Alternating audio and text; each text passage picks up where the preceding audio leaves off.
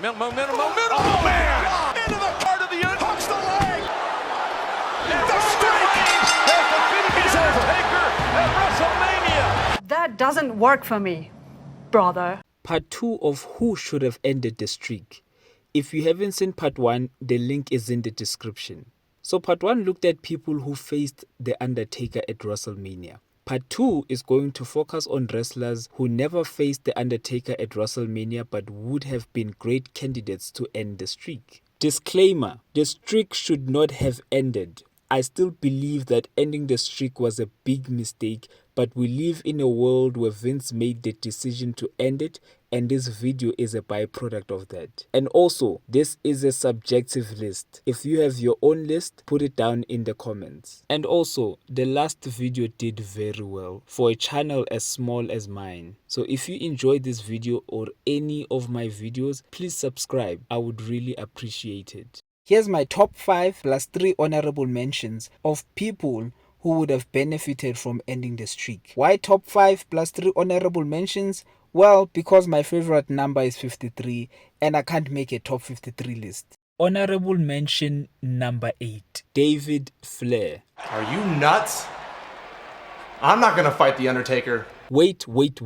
Hear me out. Now, wrestling history has not looked kindly on David Flair, but you've got to feel for the guy. I mean, being the son of the biggest wrestling legend of all time and having to live up to people's high expectations is not easy for anybody, let alone a young David Flair who wasn't the best on the mic and wasn't the best in the ring, but he got the spotlight. So why is he on this list? Well, let's go back to WrestleMania 18. So Undertaker challenged Ric Flair for a match at WrestleMania, but Rick refused multiple times. So Undertaker goes all out to change Rick's mind by attacking a clueless David Flair. So Rick eventually accepts Undertaker's challenge, but to put the salt on the wound, the Undertaker requests a match against David Flair where he destroys him until Rick intervenes. This leads to their WrestleMania match where Flair would lose in a classic match. So why am I not picking Ric Flair? Well, he didn't need the win, but imagine what it would have done for David Flair. And I'm not suggesting that they just hand him a win. No, I'm thinking we tell an underdog story where after being humiliated by The Undertaker, David gets back up, builds himself, builds his character, and builds his in-ring work,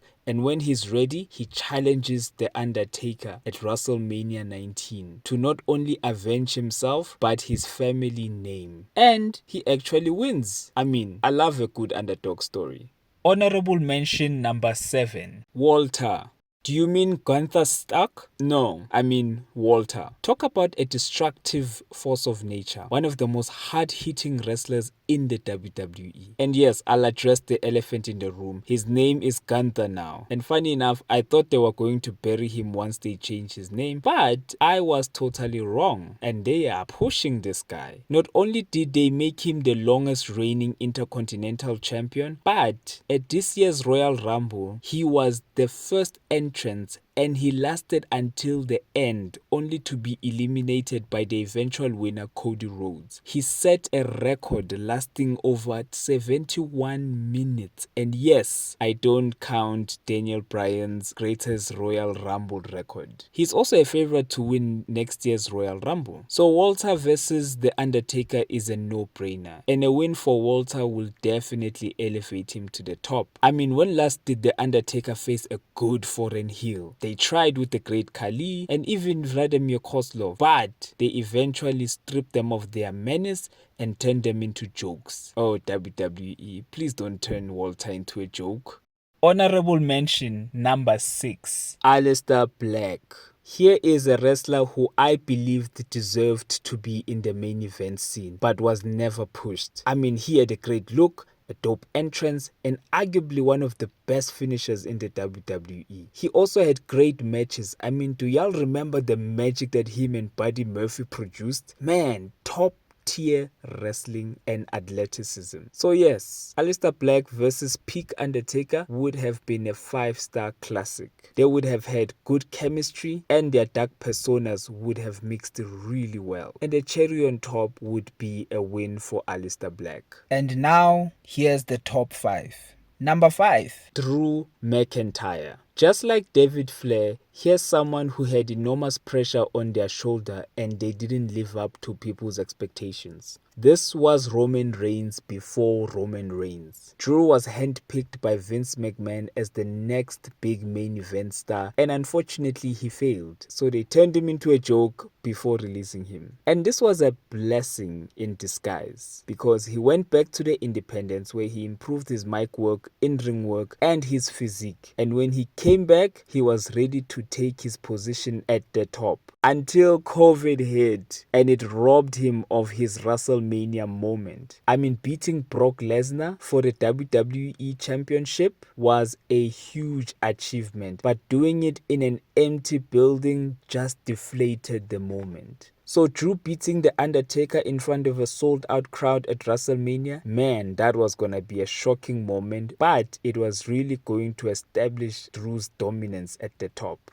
Number 4, the gold standard, Shelton Benjamin. How is it that Shelton Benjamin never became a WWE champion or even a world heavyweight champion? I mean, he had the look, the athleticism, the charisma, and he could talk. I mean, what else did Vince want? He had a few main event feuds, but they just never pulled the trigger, and they kept him in the mid card for the rest of his career. So yeah, if I could book a WrestleMania match, it would definitely be the gold standard Shelton Benjamin versus The Undertaker, and I would gladly have Shelton win the match and go on to become a main event star.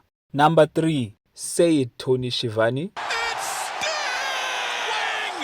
A dream match that never happened. You had one job, WWE, one job. Let's go back in time. So Vince wins the Monday Night Wars and now he has access to WCW's talent. Well, not all of them. Sting was one of those wrestlers that did not sign with the WWE. And the reasons for that was because he did not trust Vince McMahon. He felt that Vince wanted to bury the WCW wrestlers. So he went on to join TNA and had a successful career there. However, in 2014, Sting finally decides to join the WWE. And the way he was utilized made me understand why he never wanted to sign way back in the days. So when you sign a wrestler, especially a big name, there's this unwritten rule that they need to win their first match. So tell me, why does Sting lose his first match against Triple H? Like, Triple H didn't need that win. But that's not what pisses me off. No, what pisses me off is instead of booking a dream match between Sting and The Undertaker, they chose Triple H. I know that everybody loves Triple H now and his booking, but back in the days, I was not a fan. Sting's first match should have been against The Undertaker at WrestleMania 31. And I know they were gonna have a great one-on-one match without the NWO callbacks. And the win for Sting would have solidified him as the greatest wrestler of all time.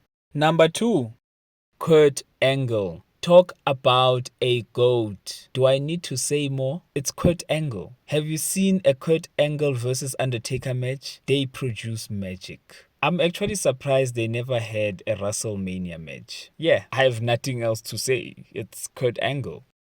And number 1, Dude Love.